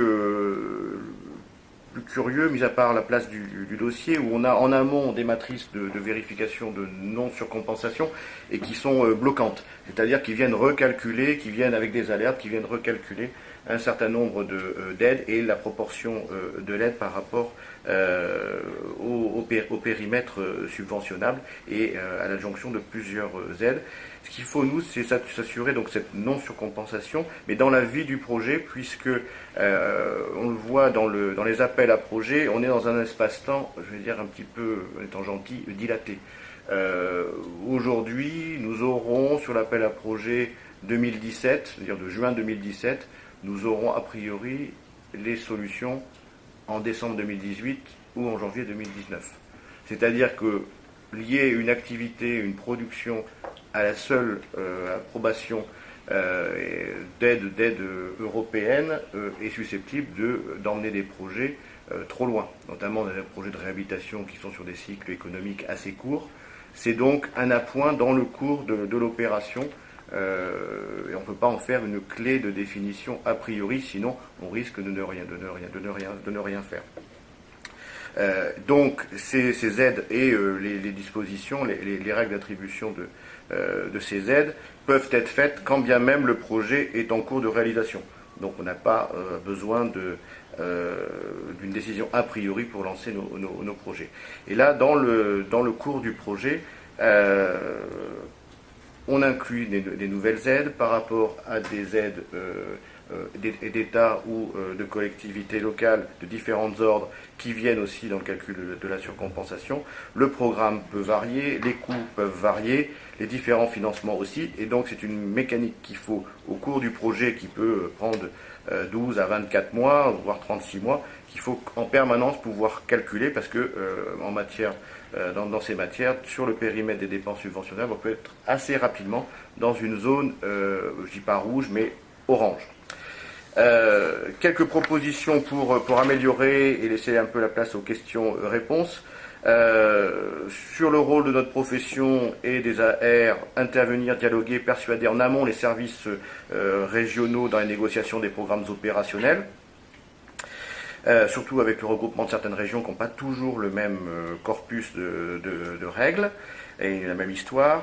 En interne, et c'est un jeu à la fois sur la comptabilité, mais il n'y a pas que la comptabilité, c'est la bonne, comme vous disiez, Maître, c'est la bonne aussi, bon travail en commun entre le partage des opérations entre les services financiers, les parties investissement, et les services techniques ou de gestion qui doivent en permanence prendre bien en compte le corpus de règles qui nous est applicable pour qu'on ne soit pas dans l'erreur.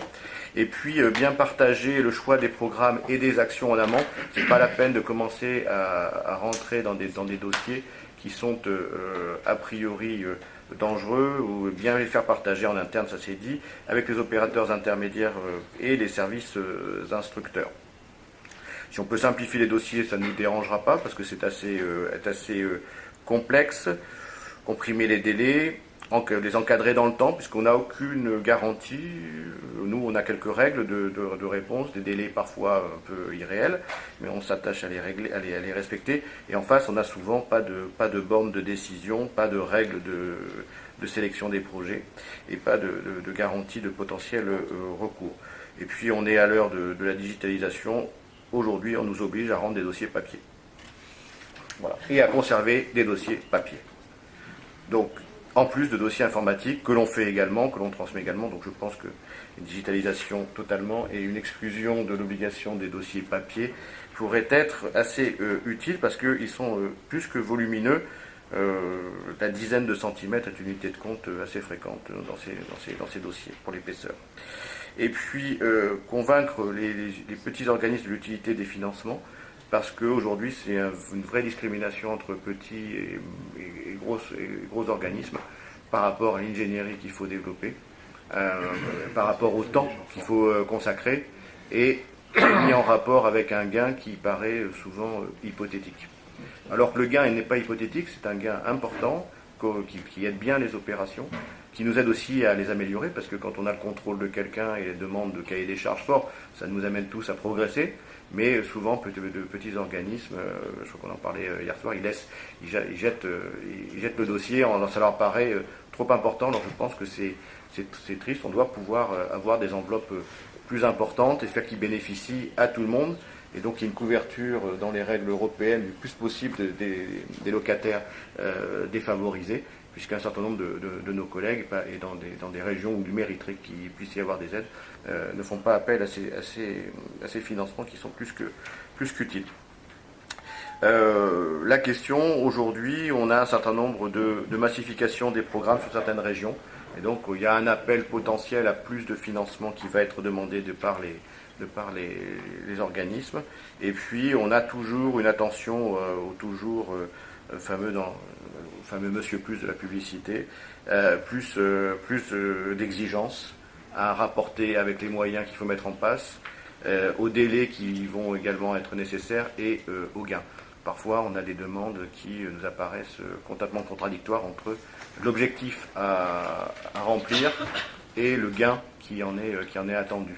Donc ça nous fait, il n'y a pas que dans les règles européennes, je ne dis pas rassurons-nous, mais il n'y a pas que européenne où on a parfois une distorsion entre l'exigence et la compensation de cette exigence.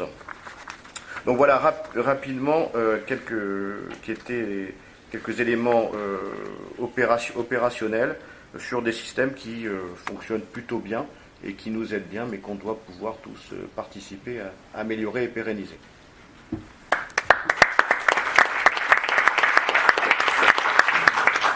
On a un tout petit peu dépassé l'horaire, mais je vous propose quand même de prendre 5 minutes pour ceux qui souhaitent faire une petite pause. Et tout de suite derrière, on enchaîne vraiment une pause très courte, parce que comme on a dépassé l'horaire, et derrière on enchaîne sur la deuxième table ronde sur justement le financement budgétaire du logement social et les fonds structurels, donc pour la période qui va suivre, et en post 2020.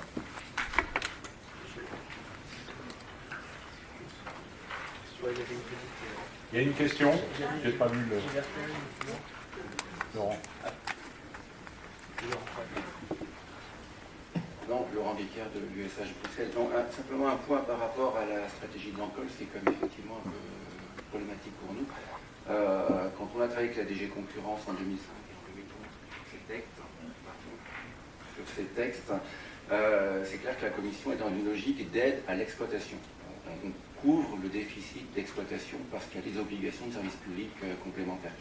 On n'est pas du tout dans ce type de fonctionnement dans le monde du logement social, mais on a des aides à l'investissement, pour l'essentiel. Et donc on a fait introduire dans les textes l'existence de ces aides à l'investissement comme étant nécessaires à l'accomplissement de la mission d'intérêt général. Tous les contrôles qui ont eu lieu en France en lien avec le FEDER, puisque les contrôles se sont introduits via l'usage du FEDER, sont des contrôles sur l'investissement. Donc on regarde s'il n'y a pas une surcompensation des aides à l'investissement. Ce que veut faire l'Ancols aujourd'hui, c'est de changer complètement de régime, de contrôler les organismes HLM dans leur globalité de leur activité et de voir au regard des fonds propres cumulés et usagés, il n'y a pas eu des surcompensations de fait. Et l'idée de l'Ancols, ce n'est pas tellement d'utiliser les contrôles d'aide d'État dans la finalité de la concurrence et du marché intérieur, mais de dire c'est la seule façon que j'ai de prélever les fonds propres des dodus dormants, puisque je n'ai pas d'autres outils juridiques en droit interne. Donc l'Ancol, je peux instrumentaliser cette décision pour contrôler les organismes et essayer, je dirais, de les qualifier comme étant des organismes surcompensés de l'activité, ce il leur permettrait de ne plus avoir accès à d'autres formes d'aide et que pour continuer leur activité, ils seraient obligés de mobiliser plus largement leurs fonds propres. Et donc, c'est quelque chose sur lequel on se bat, bien entendu, à Paris. On a écrit au Premier ministre sur ces questions-là. Le dossier a été retiré du conseil d'administration de l'ANCOS récemment, mais l'ANCOS ne va pas lâcher. Donc, on travaille actuellement avec la DG Concurrence, ici à Bruxelles, pour mieux préciser les conditions de contrôle de cette absence de surcompensation, sachant que l'essentiel des aides sont des aides à l'investissement, donc il n'y a pas de raison de ne pas les caler sur un investissement. Après, c'est vrai qu'il y a des problèmes qui se posent au terme de l'amortissement du prêt, ça continue à générer des recettes, etc. Donc il y aura peut-être des critères à trouver, mais également de voir comment on fait pour calculer ou pour apprécier la juste compensation d'aides qui sont liées à d'autres bases que l'investissement. Par exemple, l'exodies. Comment on prend en compte l'exodies dans le calcul d'absorption, qui est un traitement fiscal particulier, mais qui n'est pas lié à un investissement, mais à une activité particulière. Donc on a encore beaucoup de questions à régler avec la DG Concurrence, mais on avance, on progresse, et effectivement, aujourd'hui, politiquement, je confirme complètement, on n'est plus du tout dans une logique de contentieux, de plainte, etc. On calme le jeu, la commissaire à la concurrence est très claire là-dessus, on ne revient pas sur la définition, on continue. Les plaintes du NPI ne sont pas traitées jusqu'au bout. Donc on est dans une volonté effectivement d'éviter les problèmes et on attend avec beaucoup d'impatience l'arrêt du 15 novembre, bien entendu. Merci. Merci pour ces précisions. Je vous propose, s'il n'y a pas d'autres questions, qu'on prenne 5 minutes pour un café et puis on poursuit derrière. Merci.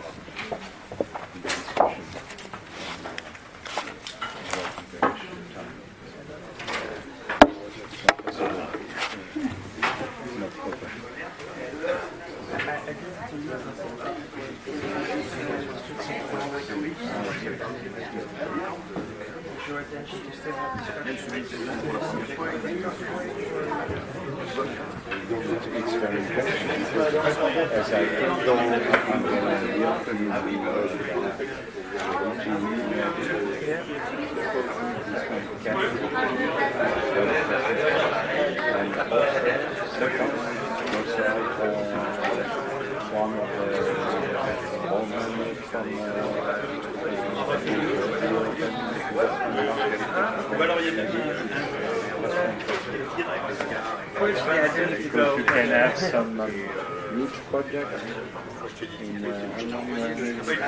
maybe you can have some Pause du matin.